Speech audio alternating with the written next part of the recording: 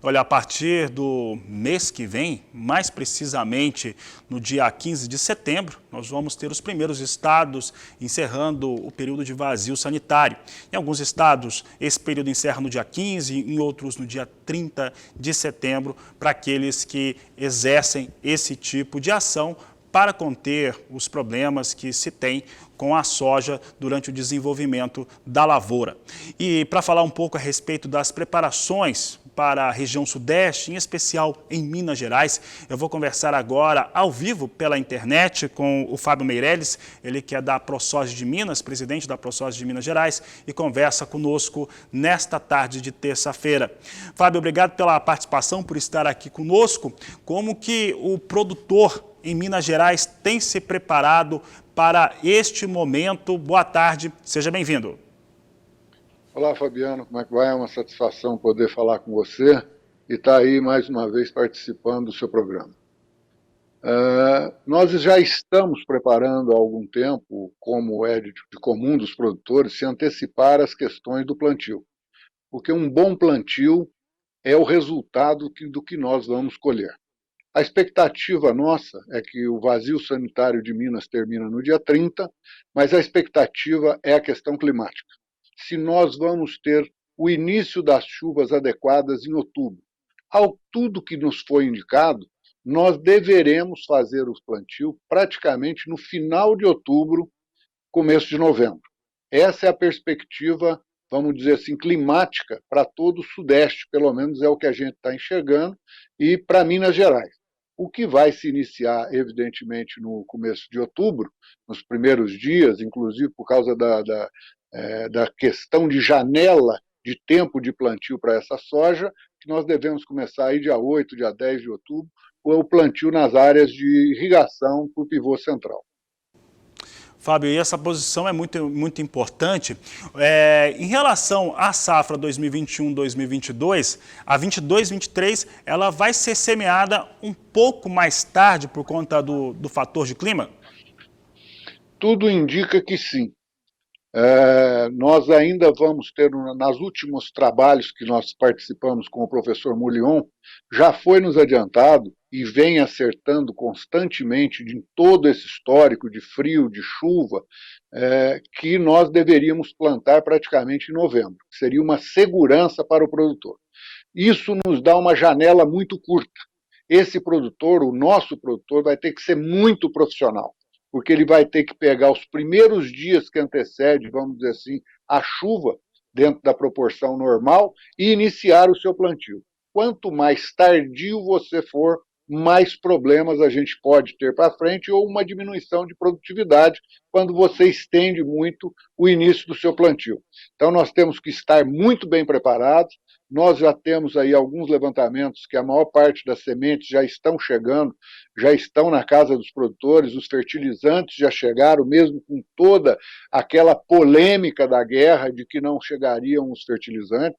Isso nada mais foi do que uma grande especulação em cima dos preços, encarecendo tremendamente o custo de produção para o produtor e para o consumidor final. Porque quando a gente fala de soja e grão, a cadeia produtiva reflete na mesa do consumidor, em carne, leite, ovos, que é o que a gente vê aí, uma disparada constante aí, vem se mantendo a inflação. Apenas esse mês agora tivemos uma grande redução, uma deflação, em razão dos combustíveis, e não por questão de baixar custo de produção ou dos produtos que estão aí muito difíceis de se produzir dentro de uma escala ideal para o consumo brasileiro.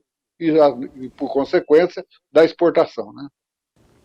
Fábio, e é muito importante esse posicionamento seu aqui no Agricultura BR, no canal do Boi, porque o produtor viveu isso. E essa especulação, que ela realmente existia, havia um risco, né, no caso aí dos fertilizantes propriamente dito, isso acabou concretizando uma especulação em um processo inflacionário para o produtor rural brasileiro. Ele acabou tendo, né, dependendo da época em que foram feitas as aquisições desses fertilizantes, ele acabou tendo um impacto mesmo de um fertilizante mais caro e às vezes mais caro de maneira artificial. É isso que aconteceu com o produtor no sudeste do Brasil e assim no país inteiro?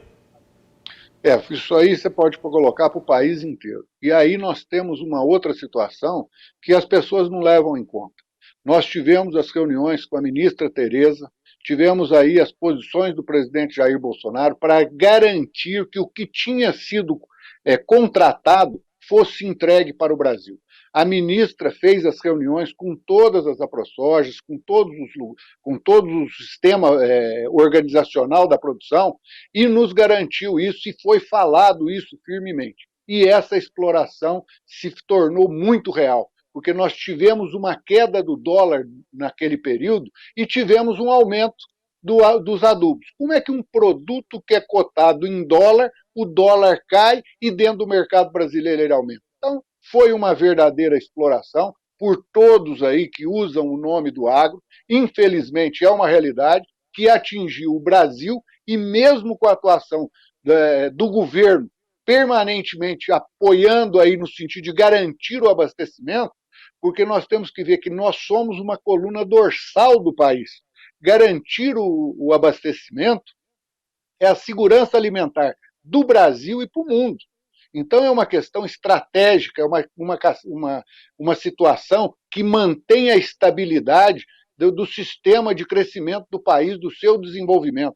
E nós estamos segurando a balança comercial. A realidade é essa. Se você analisar, com toda essa confusão mercadológica de guerra, de pandemia, de tudo, o nosso faturamento dobrou. E a produção de soja, a produção de grãos, de uma forma geral, se manteve estável, com um aumento aí de 5%, 6%, que ainda é pouco do que nós precisamos para garantir esse abastecimento do Brasil e do mundo.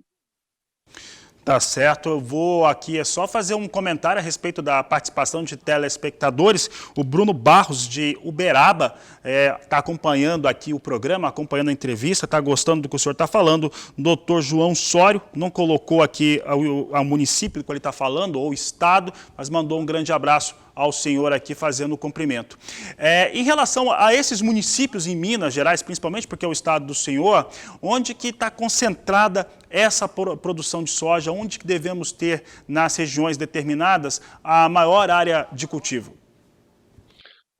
A nossa maior região produtora de Minas é a região do noroeste de Minas, concentrada ali na região de Unai, Cabeceira Grande, Arinos, toda aquela região ali tem a maior concentração. Só que nós produzimos soja no Alto Paranaíba, na região do Triângulo, agora estamos no sul de Minas.